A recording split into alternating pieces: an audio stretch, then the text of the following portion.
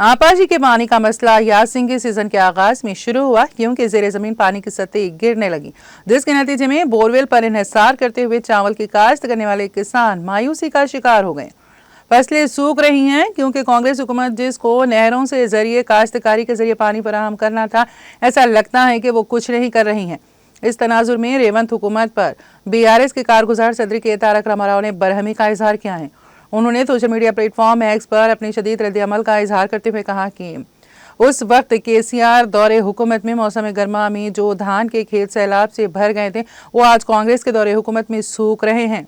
उन्होंने इल्जाम आयद किया कि कांग्रेस पार्टी किसानों की मेहनत को खतरे में डालकर और उनके खेतों को सुखाकर सियासी खेल खेल रही है। KCR के दौरे हुकूमत में खुश्क मौसम में धान के खेतों में पानी भर गया था, अब कांग्रेस के दौरे हुकूमत में सूख रहे हैं। उन्होंने कहा कि KCR के दौरे हुकूमत में मौसम गर्मा में नदियां भर कर ठाटे मारती थीं, लेकिन कांग्रेस के दौरे हुकूमत में धान के खेत खुश्क हो रहे हैं।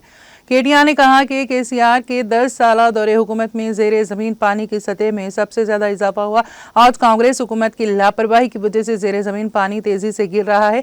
4 माह में 32 अजला में 2 मीटर की गहराई तक का असर पड़ा है। सियासी मुखासिमत के नतीजे में कालेश्वरम को खुश्क करने और पालामुरू रंगारेड्डी लिफ्ट इरिगेशन सिस्टम पर असर पड़ा। आज वो लिफ्ट इरिगेशन सिस्टम को हवा पर छोड़ रहे हैं, हवा के इल्जामात लगाकर वक्त ज़ाया कर रहे हैं।